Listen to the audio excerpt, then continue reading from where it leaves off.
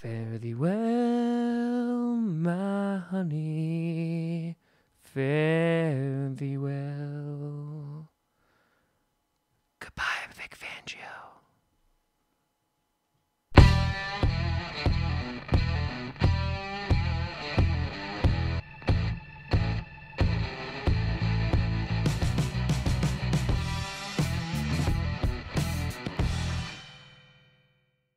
Grossi Posse Packer Nation. Welcome to another episode of Packcast, the podcast where you don't have to be a Packers fan, but it sure does help. I'm your host, Tom Grossi, and while I know this video is going to be coming out a day late, maybe $1 or $2 short, I want to talk about Vic Fangio being hired as the new Broncos head coach and what impact this is going to have on the Bears, the Packers, and the rest of the NFC North.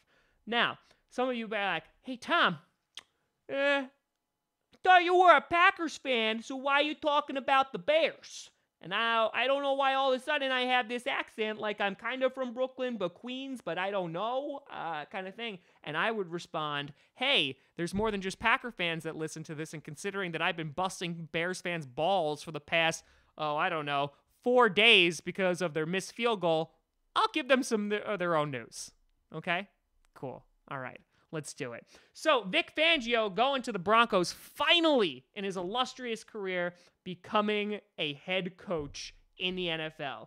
The guy has been employed in the NFL from 1986 to 2009, taking a brief hiatus to go to college, football, not to get his degree, and then from 2011 to the present. The guy is 60 years old, and he's finally becoming a head coach. So, first of all, I do want to give my congrats to Vic Fangio. The guy really deserves it. He's an incredible coach, whether it's as a linebackers coach, whether it's a defensive coordinator, etc. Under Fangio, just to kind of give you an idea of the numbers and how he turned this Bears defense around, he's been under the Bears' employment since 2015. In 2015, their defense was 20th overall in points, 14th in yards. They dipped down a bit in 2016, going 24th in points and then 15th in yards. But 2017, 9th in points, 10th in yards, and then this season, 1st in points, 3rd in yards. So the guy obviously knows what he is doing. He has a long history of knowing what he's doing. I think if I'm not mistaken, he's had like 8 of his defenses in the top 10, and then I think he's had even like 2 or 3 within the top 5. So the guy is essentially a defensive legend, and I do wish him the best over in Mile High. But that being said, this does leave quite a hole for the Chicago Bears, as everybody on the social medias, if you were a Bears fan, little tears rolling down your face because this is a big loss for you guys. And sorry. That's all I got. That's as much empathy as I could possibly give you, because maybe you won't kick our ass as much. But that being said, you are still probably going to kick our ass as much. You'd be like, Tom, again, what the F, man? Thought you were a Packers fan. You're supposed to have our back. And then I'd be like, listen, bro, I'm just looking at the stats right now. And as I'm about to tell you, why don't you just listen to the podcast, and I'll tell you why the Bears are probably still going to have a dominant defense in the NFC North and maybe in the entire NFL. So let's talk about why the Bears, while this will hurt, right? Why this won't be as catastrophic as some of the media and fans are already saying.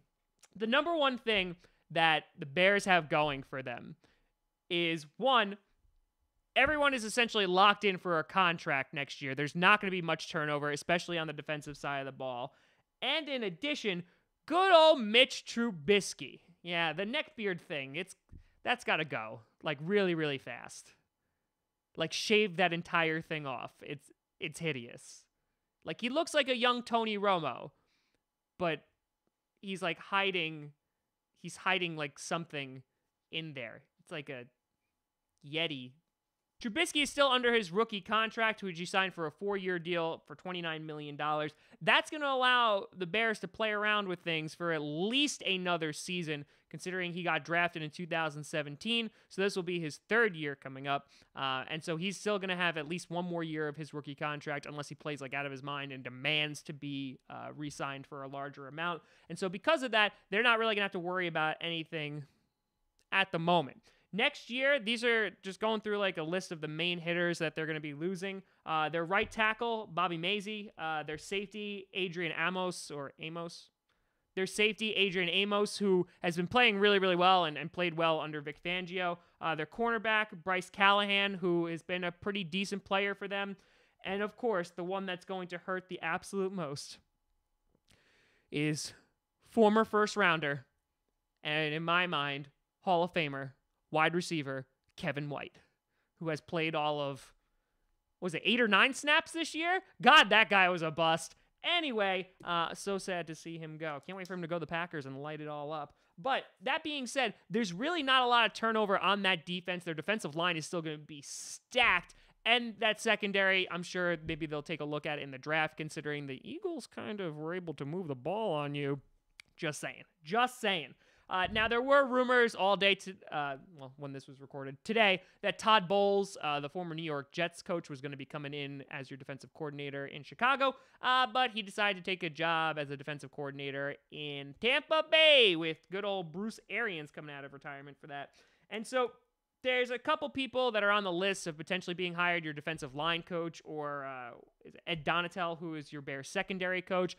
So they could hire within, or they can look kind of outside, but it's going to be very interesting to see who they get. But regardless of who they get, I think it's important to realize as Packer fans that like that defense is still going to be very, very scary. That defensive line is not changing. That secondary, for the most part, is not changing. So the personnel is still going to be largely intact. And so that being said, the Bears are still most likely going to have a top 5 defense unless the defensive coordinator who comes in is just horrendous, like the worst.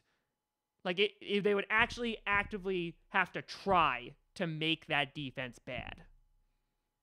And I wouldn't mind it, but Bears fans, I know Vic Fangio leaving is upsetting, but take solace in that you're still going to haunt my dreams.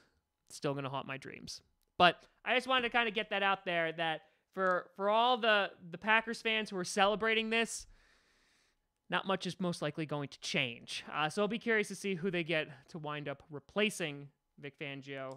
But at least he became a head coach. He finally could do what he can do now. That made no sense.